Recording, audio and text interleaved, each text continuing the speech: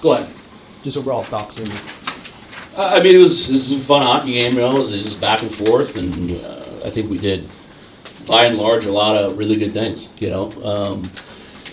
You score 4 goals at home against that team. You got to find a way to win, right? And at the end of the day, we were really bad at our net front tonight. Our D just didn't protect it, and it left Haz out to dry, and that's why we lost the game. They came out really quick to start off the first period. How do you feel like your team responded going into that second? I thought the first 5 minutes we were really good, and then we gave up that we had a bad play in the wall, and then again they beat us in the net front. And then the second one, we completely abandoned the net front. 2D just didn't even know that he was behind them. And then it happened again on their 5th goal. So we give up 3 really easy ones. Not protected in that front against a team that good, it's going to be really tough. But again, the pushback we had, I was really proud of our guys. I thought the second period was one of our better all year. We were really good. It felt like we were going to come back and win that game. Even when we cut it to 4-3, we felt good. So a lot of good. We did a lot of good things tonight, but got to keep the puck out of our net. And not get trapped. Goals to teams that are that good. It's going to be tough to be able when you do that.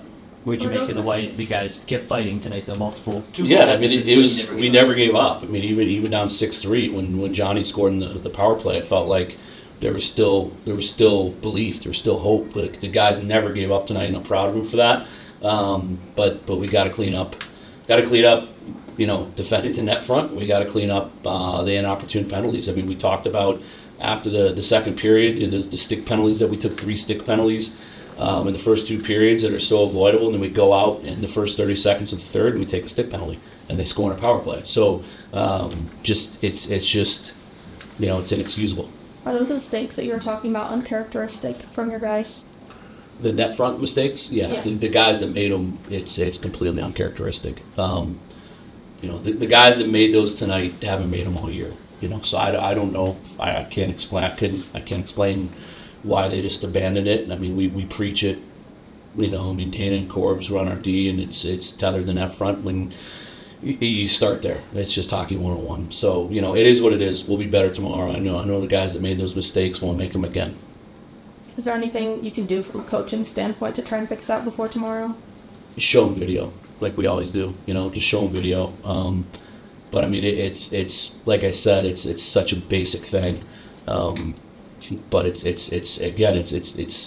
hockey 101. So you cannot make those mistakes against North Dakota. They'll make you pay every time, and they made us pay every time. Physicality seemed to ramp up throughout the night. Obviously, that morale line with the Alfano hit, the Russian penalty. What did you just see from them in terms of their physicality? You mentioned earlier, Louis, that's your identity line. Yeah, they were great. They did a lot of good things. I hate the retaliation that Alfie had.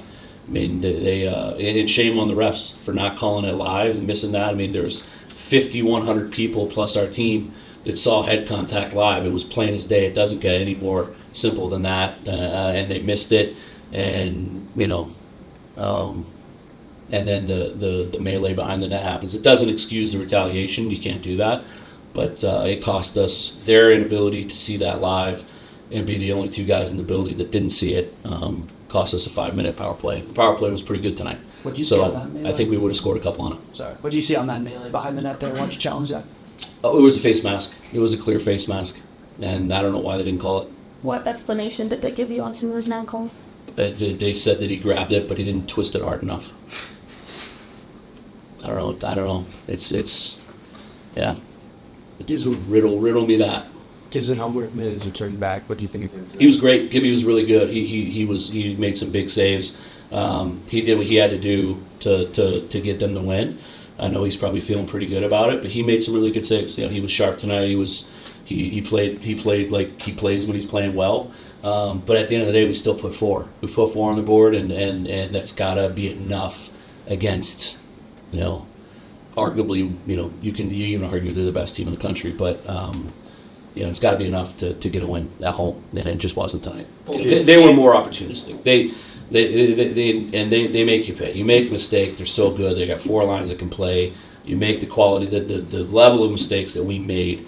The third goal that they got right when we tied it up, we felt really good about it.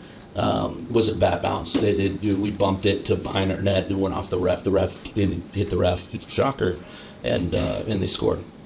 Both Kipke and Scott on the board. What have you seen from your D-core in the offensive end? I know you talked about the defensive end leaving the net from. Yeah, I mean, I thought the D outside of those mistakes were really good for us. So we played well. We played well. We did a lot of good things tonight. They're a tough team to beat. There's a reason why they're ranked what they're ranked, and they're 19-6.